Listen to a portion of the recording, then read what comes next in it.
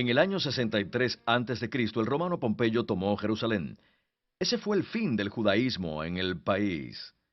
La política romana en los territorios conquistados permitía el gobierno local en el poder siempre que éste fuera leal a Roma. El primer gobernador de Judea bajo dominio romano fue Herodes, que recibió el título de rey y llegó al poder en el año 37 a.C. Herodes no era muy popular entre los judíos, más bien era conocido por su crueldad. Durante los 33 años de su reinado, efectuó espléndidas construcciones, entre ellas la ciudad de Cesarea en la costa y la ciudad de Sebasto, cerca de la antigua ciudad de Samaria.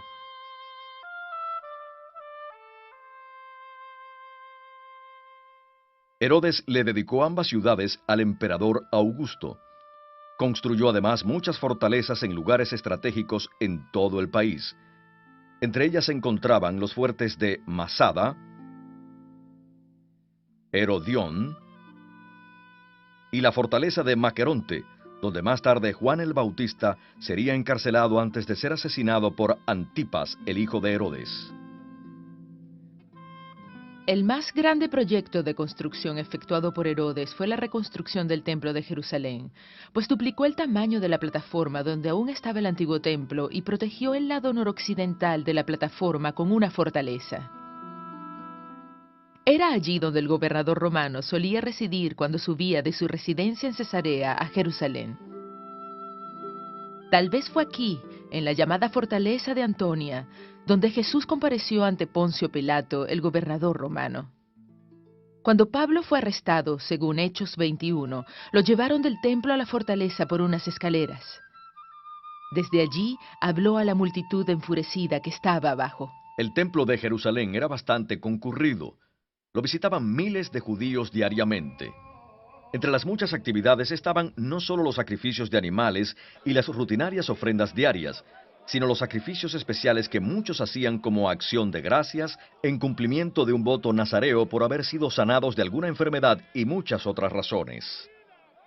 Debido a que el templo era un sitio santo, había ciertas personas que no podían entrar, entre ellas los no judíos y las personas con ciertas enfermedades o defectos físicos. En Hechos capítulo 3 se narra la curación de un hombre que era minusválido. Antes de ser sanado, acostumbraba sentarse todos los días a la entrada del templo lo más cerca posible, pero nunca se le permitió entrar. El gran patio que rodeaba el complejo del templo cumplía diferentes funciones. Allí podía encontrarse a los maestros de la ley con sus discípulos, y había también mesas y mostradores donde los viajeros podían comprar animales para sacrificarlos, además de cambiar el dinero de su ciudad natal por monedas aceptadas en el templo.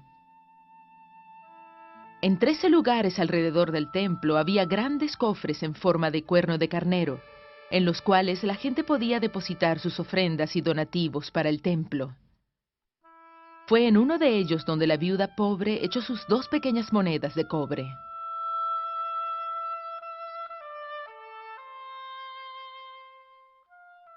Los lados sureste y suroeste de la plataforma del templo alcanzaban los 70 metros por encima del nivel del terreno.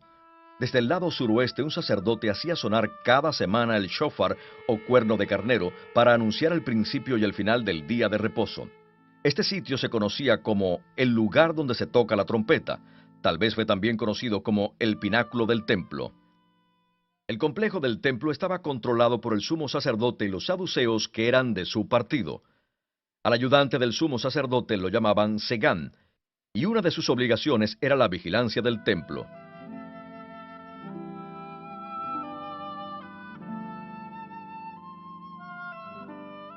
Además de adorar en el templo, los judíos podían también ir a la sinagoga cercana a su casa. No se puede precisar cuándo y dónde se construyeron las primeras sinagogas, pues no se mencionan abiertamente en ninguna parte del Antiguo Testamento. Sin embargo, en los tiempos del Nuevo Testamento había sinagogas en muchas partes del Imperio Romano. En la comunidad judía estas servían casi como un centro comunitario tanto para actividades religiosas como sociales. Las sinagogas juegan un papel importante en los evangelios y en el libro de Hechos. En esta construcción se reconstruye cómo eran las sinagogas. La entrada estaba orientada hacia Jerusalén, mientras que en las pocas sinagogas del primer siglo que han sido excavadas no tenían una orientación específica. El espacio abierto en el centro estaba dividido por columnas de apoyo. Alrededor de 3 o 4 paredes había bancas donde podían sentarse los que llegaban a adorar, aunque la mayoría de ellos permanecía de pie. En los tiempos del Nuevo Testamento no se separaban los hombres de las mujeres. En un extremo del céntrico espacio abierto había una mesa que por lo general era de piedra. Sobre ella se encontraba un rollo de pergamino de los libros de Moisés. La lectura de las Escrituras era la actividad principal en la sinagoga del primer siglo. El día de reposo se hacía una lectura de los escritos de Moisés. A esta le seguía la lectura de un segundo rollo con los escritos de los profetas. A cualquier judío varón podía pedírsele hacer la lectura. Es posible que en los días de Jesús la lectura se haya hecho siguiendo una lista establecida, aunque todavía era común que el lector escogiera el pasaje que quisiera leer. La práctica generalizada era que quien leía las Escrituras debía permanecer de pie. Si acaso quería agregar a su lectura algunas palabras de exhortación, lo hacía sentado. El rey Herodes murió el año 4 a.C., y los romanos dividieron su reino entre sus 3 hijos. Arquelao recibió el título de etnarca o líder de la gente de la región de Judea. A sus 2 hermanos, Antipas y Felipe, se les dieron territorios al norte y al este del país, y se les llamó tetrarcas, que significa gobernantes de la 4ª parte del país. En el año 6 después de Cristo, la población de Judea estaba harta de la crueldad de Arquelao, por lo que una delegación fue a Roma a pedir que se les retirara del cargo, y lo retiraron, pero en su lugar enviaron a un romano con el título de gobernador, y además hicieron de Judea una provincia de Roma. El gobernador de Judea más famoso fue Poncio Pilato, que gobernó durante los años 26 al 36 después de Cristo. Con el tiempo los gobernadores se fueron convirtiendo en tiranos, hasta que en el año 66 los judíos se rebelaron contra el gobierno romano. Esta rebelión duró 4 años, y a fines del verano del año 70 los romanos tomaron la ciudad de Jerusalén, destruyeron el templo y a muchos judíos se los llevaron lejos de su tierra como esclavos.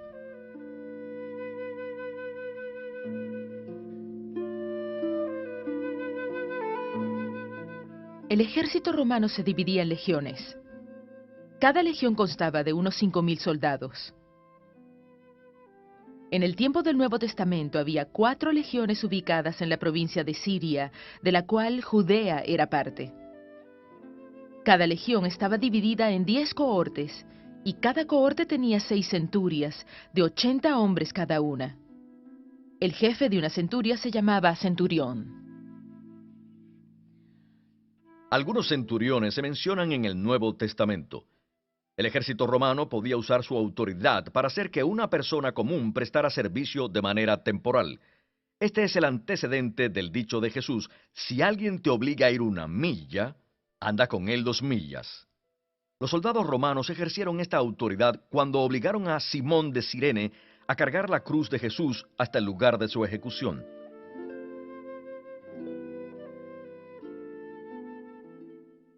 La historia del ministerio de Jesús en el Nuevo Testamento comienza con el relato de Juan, un pariente de Jesús. La información que el Nuevo Testamento da sobre Juan coincide mucho con lo que sabemos de él por medio de Josefo, historiador judío de fines del primer siglo. Juan vivía en el desierto, cerca de un lugar donde abundaba el agua, y bautizaba a la gente. El bautismo podía realizarse en agua corriente o estancada. En el tiempo del Nuevo Testamento era común que una persona fuera bautizada en un pozo tallado especialmente en la roca viva y luego revestido con yeso. A esta clase de pozos se les llamaba mikveh. La práctica normal era que quien iba a bautizarse entrara al agua y se sumergiera en ella hasta quedar totalmente inmerso. Para que el bautismo fuera válido, era necesario que el agua entrara en contacto con cada parte del cuerpo. Por esta razón, se hacía sin ropas, ni joyas, ni cualquier otro objeto. Por la misma razón, la persona que bautizaba no debía tocar al bautizado, sino que era más bien como un observador, que normalmente no entraba en el agua.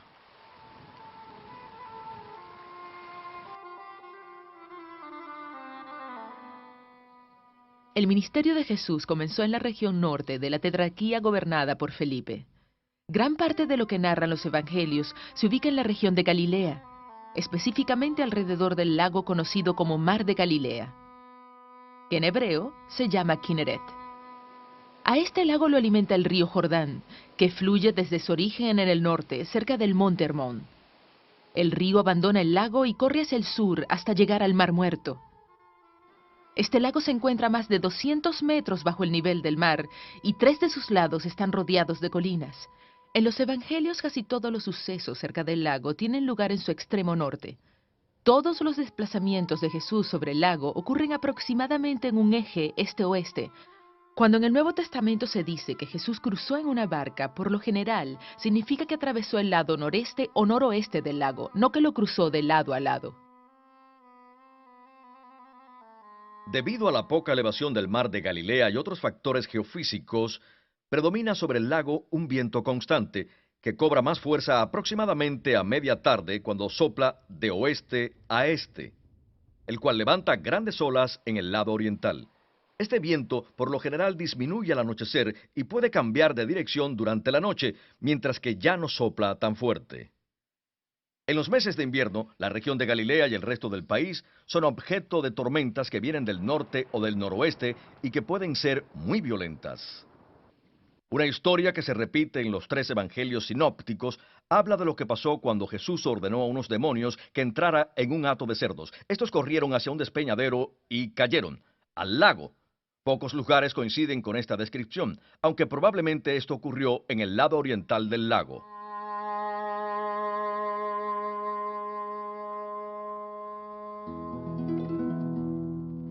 Poco después de que Jesús comenzó a predicar y a sanar a los enfermos, dejó su casa en Nazaret y se trasladó a Cafarnaúm, ciudad situada en la llamada Vía Maris o Camino del Mar, importante ruta comercial que partía de la costa mediterránea hasta Damasco.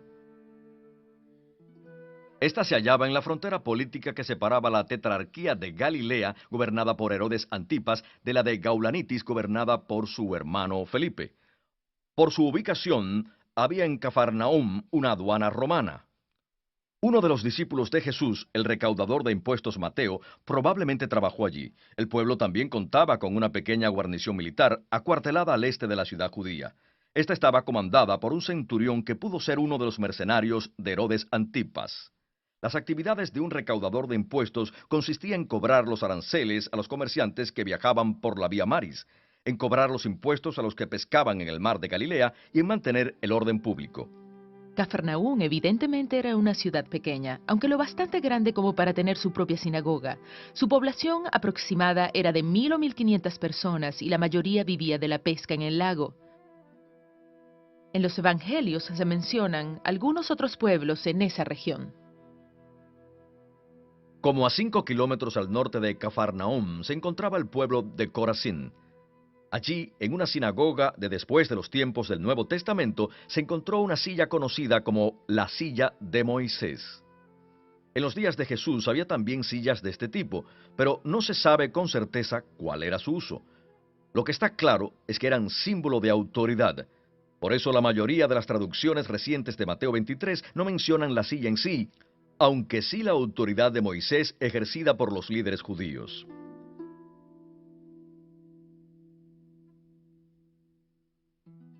Bethsaida fue el hogar de por lo menos 3 de los discípulos de Jesús. Su ubicación exacta es aún desconocida, pero no estaba lejos de Cafarnaúm en la costa norte del lago, y sus pobladores vivían de la pesca como los de Cafarnaúm.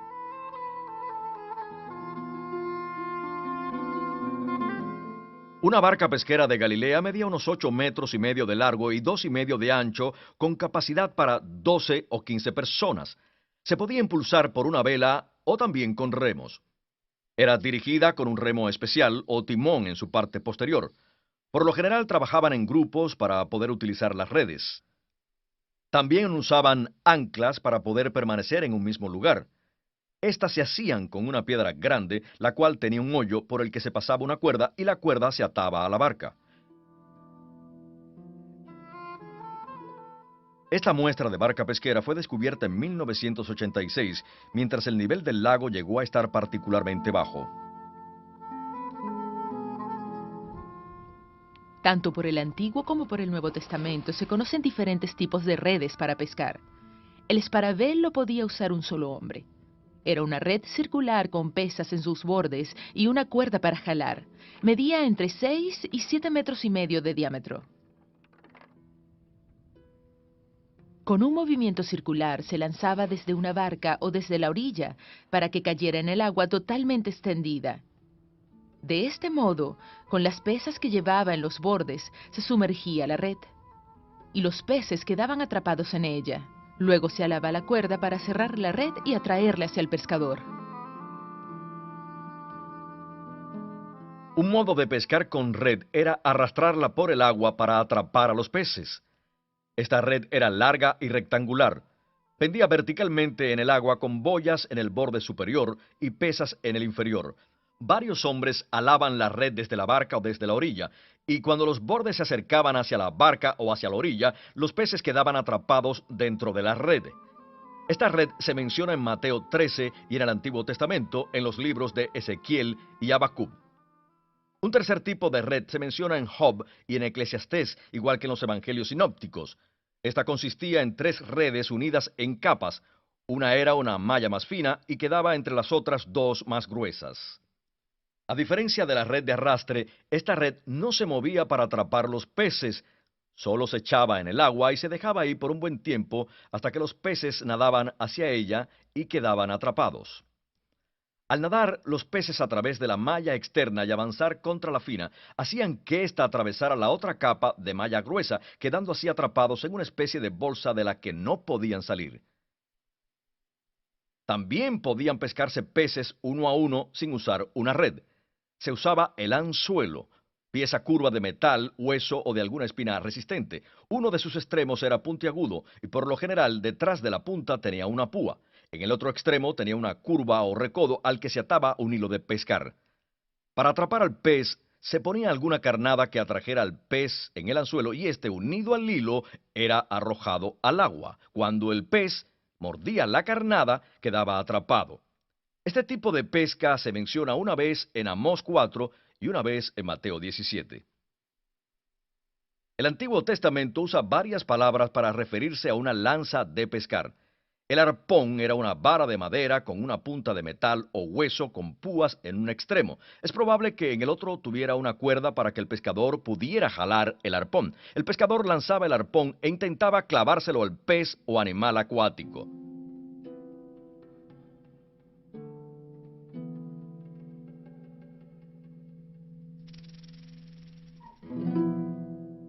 Nazaret, la ciudad donde creció Jesús, se encontraba también en la región de Galilea. Si bien el griego del Nuevo Testamento siempre llama ciudad a Nazaret y nunca aldea, es un hecho que no era un lugar muy importante. Sus pobladores se dedicaban a la agricultura y a los oficios artesanales, uno de los cuales era el trabajo en materiales de construcción como madera y piedra. Según los evangelios, este era el oficio de José y tal vez también el de Jesús. Séforis, una ciudad importante de Galilea, se encontraba cerca de Nazaret. Después de que esta ciudad fue destruida, Herodes Antipas decidió reconstruirla en el año 3 a.C. Posiblemente José habrá optado por llevar a María y a Jesús a vivir cerca de esta potencial fuente de trabajo. La región de Galilea estaba dividida en la Alta y la Baja Galilea. La Alta Galilea incluía la ciudad de Paneas, también llamada Cesarea de Filipo. Felipe, hijo de Herodes el Grande, la hizo capital de su tetrarquía y la nombró así en honor al emperador romano. Cesarea se encontraba al pie del monte Hermón, que puede haber sido el monte alto en donde Jesús se transfiguró. Aquí también nace el río Jordán. La región de Galilea estaba separada de Judea al sur por Samaria. Debido a que los judíos y los samaritanos no tenían buenas relaciones, cuando los judíos viajaban entre Galilea y Judea, por lo general seguían el camino real al este del río Jordán.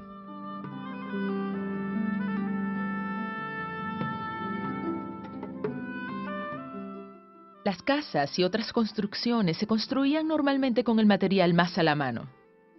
En lugares como Mesopotamia y Egipto, no abundaban la piedra ni la madera y por eso las casas se hacían de adobe.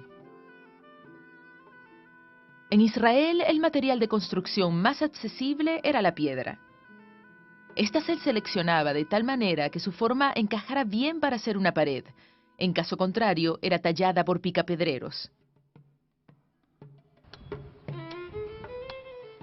Las formas y medidas de las casas variaban de siglo a siglo y de ciudad a ciudad. Sin embargo, desde los días en que el pueblo de Israel entró en la tierra de Canaán hasta los tiempos del Nuevo Testamento, los materiales y métodos de construcción no variaron mucho. Ni siquiera la estructura básica de una casa de familia de pocos recursos cambió demasiado. La casa de una familia promedio era simple.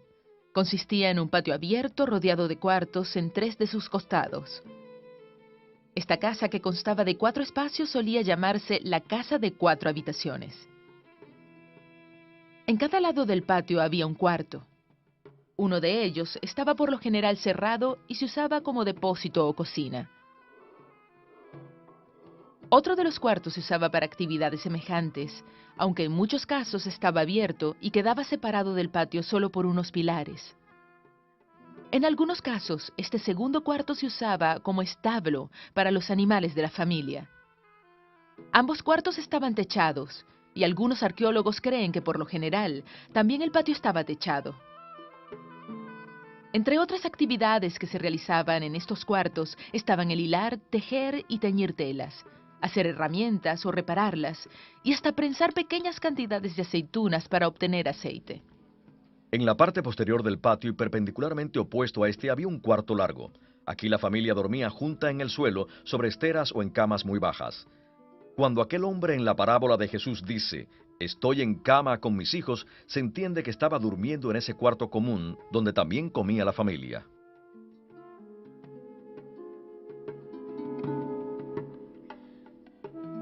En los tiempos bíblicos, la gente comía 2 veces al día, una vez en la mañana y una en la noche, después de la jornada de trabajo.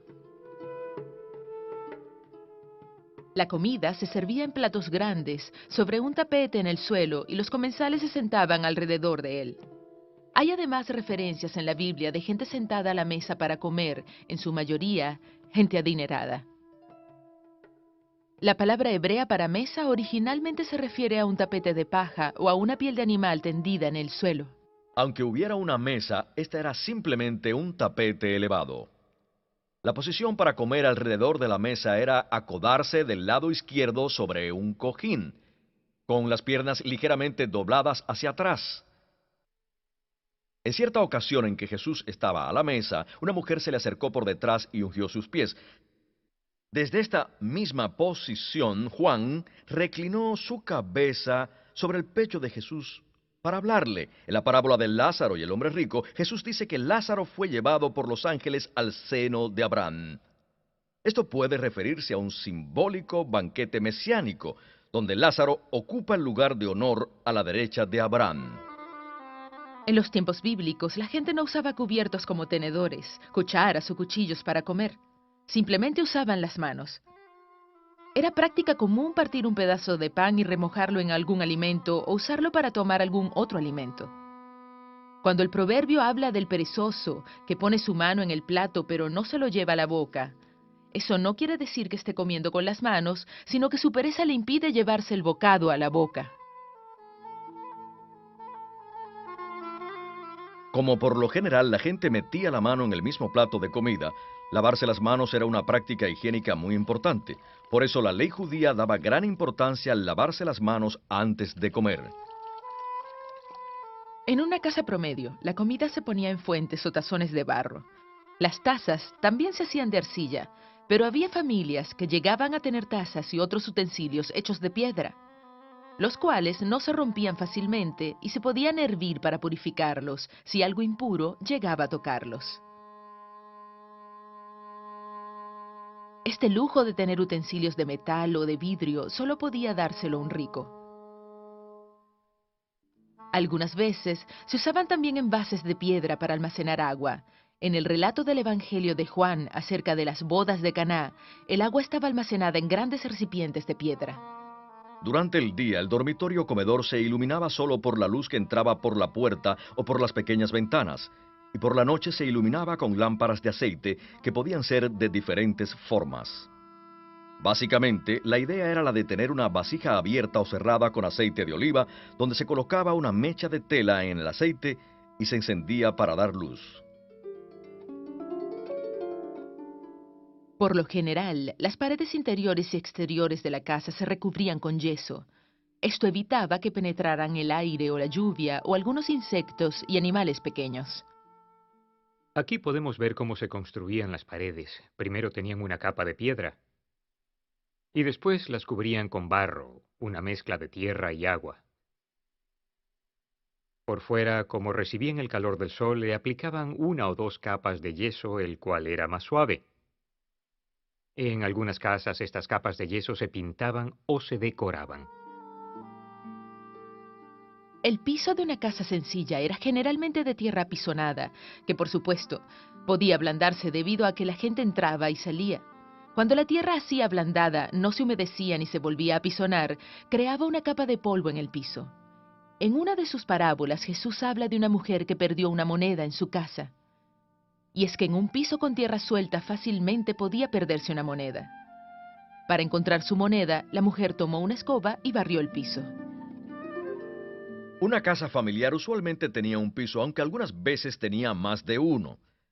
El techo de las casas era plano, y en la parte exterior normalmente había escaleras que conducían a la azotea. Muchas de las actividades se realizaban en la azotea. Allí dormían en tiempos de calor, o almacenaban granos y otros productos, o se sentaban a conversar con el fresco de la tarde. El techo tenía tres capas. Primero se ponían vigas de pared a pared, luego por encima, en forma transversal, ponían palos o cañas, como se ven en este caso, muy unidas unas a otras, como pueden ustedes ver. Encima de eso ponían una capa de tierra, la cual se apisonaba con un pesado rodillo de piedra. Algunas casas cubrían además la tierra con una capa de lajas. Cuando bajaron al hombre del techo de una casa para que Jesús lo sanara en Cafarnaúm, seguramente dañaron bastante el techo y probablemente echaron bastante tierra sobre Jesús y los que allí estaban con él. La capa de tierra sobre el techo era ideal para que las semillas llevadas por el aire cayeran y echaran raíces. Dado que la tierra era poco profunda, el pasto y la cizaña crecían rápidamente. Por la exposición al sol, el pasto pronto se secaba y moría. En algunas partes de la Biblia se compara a las personas malvadas con el pasto en la azotea. Aunque parezcan prosperar, serán juzgadas por Dios. La puerta de la casa era de madera, lo mismo que sus bisagras. Y podía asegurarse de dos maneras. La más común y segura era trancarla por dentro con una barra de madera o de metal. Aunque ya en aquellos tiempos la gente hacía también cerrojos de madera para sus puertas y las llaves podían ser de madera o de metal. Cuando la familia aumentaba, no se construía otra casa, solo se agregaba otro cuarto a la casa existente. Cuando un hijo se casaba, construían uno o dos cuartos más y llevaba a su esposa a vivir con su familia. Con el tiempo, la casa se convertía en un conjunto de varios cuartos pequeños. Una de las parábolas de Jesús comienza por citar Isaías 5, que habla del trabajo que debía hacerse antes de plantar una viña. Para proteger las uvas mientras maduraban en pleno verano, el dueño de la viña construía una torre para observar desde allí su propiedad. Cuando las uvas estaban listas para la cosecha, lo más conveniente era exprimirlas cerca de la viña. Las uvas se pisaban sobre una superficie plana, y de allí el mosto corría hacia una cuba. Para hacer esto había que aplanar la superficie y tallar la cuba en la roca.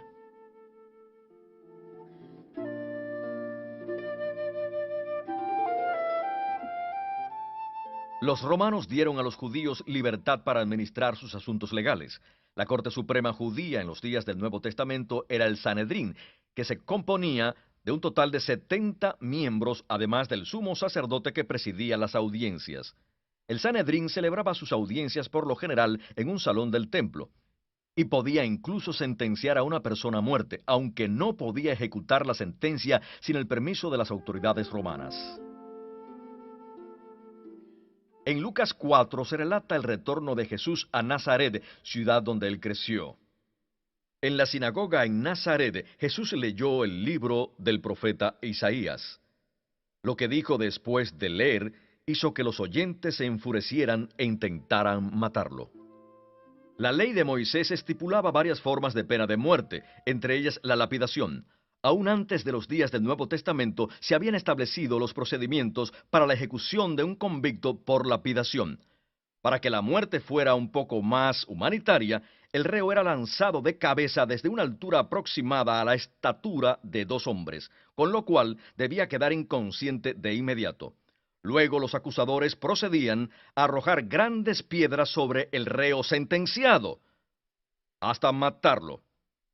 Cuando la gente de la sinagoga llevó a Jesús a un lugar alto, tenían la intención de apedrearlo, además de no seguir los procedimientos requeridos.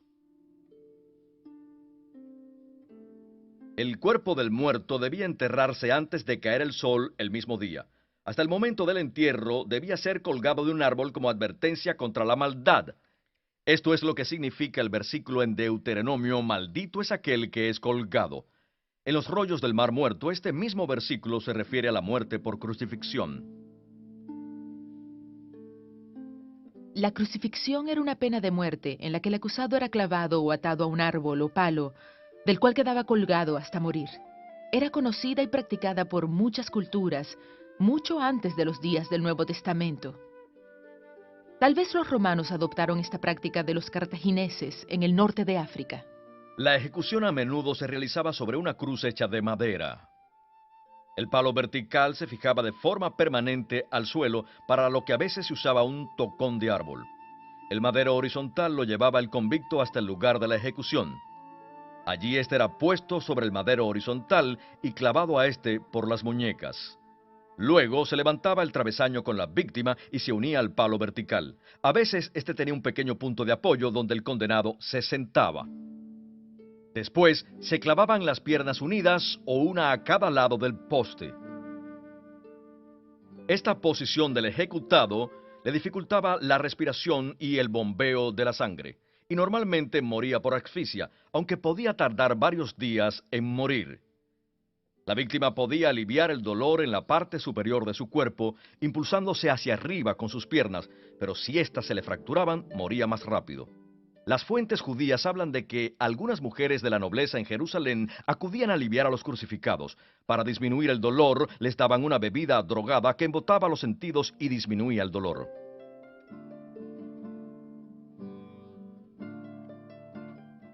La forma de enterrar a los muertos en el Nuevo Testamento no había cambiado mucho desde los días del Antiguo Testamento. Los pobres no tenían más recurso que cavar en la tierra y cubrir a sus muertos con piedras. Los ricos, en cambio, usaban cuevas o tumbas labradas en la roca.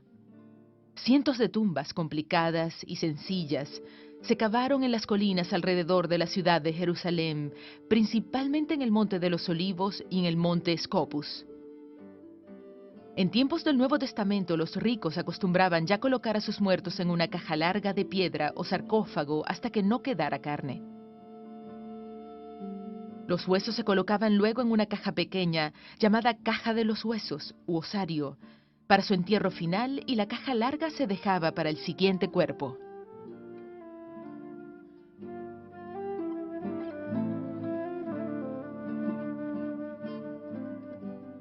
Hombres y mujeres usaban ropas parecidas y sueltas. Como ropa interior usaban una especie de camiseta llamada túnica, la cual podía ser de lana o lino y hasta de cuero. Llegaba hasta debajo de las rodillas y por lo general no tenían mangas. En la época de calor podía ser la única prenda que usaba la gente de menos recursos. Los soldados echaron suerte para ver quién se quedaba con la túnica de Jesús. Sobre la túnica, la gente usaba un manto. A los pobres no siempre les alcanzaba para tener uno. El manto era sostenido por un cinturón largo que se ataba a la cintura y lo mantenía en su lugar, evitando que estorbara. También podía servir como una especie de bolsillo para llevar pequeños objetos. La Biblia usa el cinturón como símbolo de estar preparado. El manto podía también usarse por la noche como cobertor. Por eso, la ley judía ordenaba que éste se le devolviera al dueño antes de la puesta del sol. Los judíos varones a veces usaban una prenda requerida por la ley de Moisés. Era como una manta rectangular que se llevaba al cuello. y en sus 4 esquinas tenía largos hilos o borlas azules, los cuales les recordaban los mandamientos de Dios. En Números 15 el requisito era ponerle borlas a una vestimenta normal, pero con el tiempo la costumbre cambió tanto que se convirtió en una vestimenta más parecida a los chales de otros pueblos. La mujer que sufría de flujo de sangre y que tocó el borde del manto de Jesús, lo que tal vez tocó fue una de estas borlas. Cuando un judío oraba, también ataba una pequeña caja de cuero a su frente y antebrazo. La caja contenía ciertos versos del Pentateuco. Era llamada filacteria o tefilín. Esta práctica era reflejo de una comprensión literal del mandato de Moisés, de atarse los mandamientos de Dios a la frente y al antebrazo. El calzado más común eran las sandalias, las cuales se hacían de un pedazo de cuero grueso o a veces de madera, con tiras de cuero alrededor del tobillo, y no se sujetaban con hebillas, se amarraban. En la cabeza los hombres usaban una especie de turbante, que era un chal largo enredado varias veces alrededor de la cabeza para protegerse del sol. Hasta los días del Nuevo Testamento no se consideraba un deber religioso que el hombre se cubriera la cabeza. Sin embargo, la mujer judía casada debía tener su cabello recogido y cubierto para no parecer atractiva a hombres que no fueran su esposo.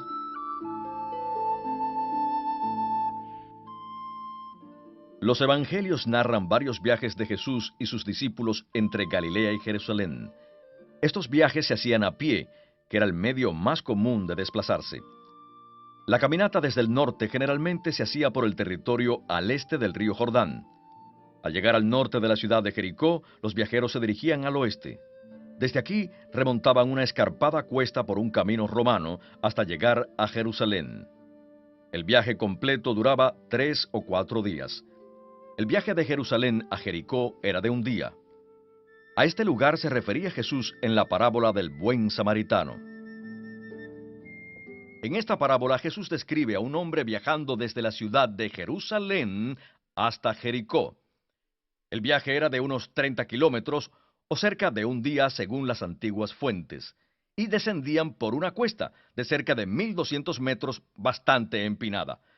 Algunas traducciones de la Biblia con ilustraciones muestran un lugar plano, lo cual es una falsa representación de la verdadera topografía. La Biblia menciona múltiples caminos, tanto dentro como fuera de una ciudad o pueblo, y algunos más largos que unían ciudades y países. La mayoría de ellos no estaba pavimentada, sino que se había ido formando por el paso constante de gente que viajaba a pie y en carretas tiradas por animales. A veces, dentro de las ciudades y los pueblos había áreas públicas que sí estaban pavimentadas. Los caminos dentro de las villas y pueblos pequeños no eran fruto del trabajo del hombre, no eran construidos ex profeso. Por lo general no estaban pavimentados y eran simplemente producto del espacio vacío entre las viviendas. La mayoría de las vías mencionadas en la Biblia eran vías locales, que para los peatones resultaban relativamente anchas. Estas vías seguían la topografía natural y por lo general no eran transitadas por vehículos. Algunos de los caminos mencionados en el Nuevo Testamento eran vías romanas especialmente pavimentadas con piedra. Este tipo de camino se menciona, por ejemplo, en Marcos 10:46. Aquí vemos restos de un antiguo camino romano que iba de Jerusalén hasta la costa. Las piedras se raspaban para evitar que los caballos y los burros resbalaran.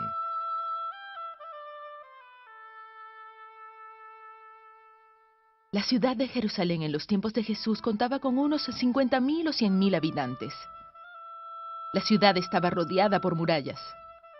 La estructura más sobresaliente era el templo que construyó Herodes, cuya plataforma abarcaba casi la cuarta parte del área de la ciudad. La ciudad original que David conquistó y expandió se encontraba al sur de la colina, donde posteriormente se construiría el templo. Con el paso de los siglos, se expandió hacia el oeste y un poco hacia el norte. Al este de la ciudad estaba el Monte de los Olivos, cuya extensión hacia el norte llamaban Monte Scopus. Este nombre tiene su origen en que desde allí se podía observar la luna nueva. El calendario judío se basa en el ciclo lunar y era fundamental la observación de esta para saber cuándo comenzaba el primer día del mes. Un observador designado para este fin vigilaba la aparición de la luna nueva y luego hacía una señal a un emisario del Sanedrín que esperaba en el monte del templo. Uno de los deberes del Sanedrín era el de anunciar el principio de un nuevo mes. Al pie del Monte de los Olivos había un valle conocido como Valle del Cedrón o de Josafat, donde estaba el jardín del lagar para aceite o Getsemaní. La noche en que Jesús fue arrestado, llevó a sus discípulos a este jardín, donde probablemente había muchos olivos. Las aldeas de Betania y Betfagé estaban ubicadas al sur del Monte de los Olivos. Jesús permaneció en casa de sus amigos en Betania una semana antes de ser crucificado. El primer capítulo del libro de los Hechos habla de la ascensión de Jesús al cielo desde el Monte de los Olivos.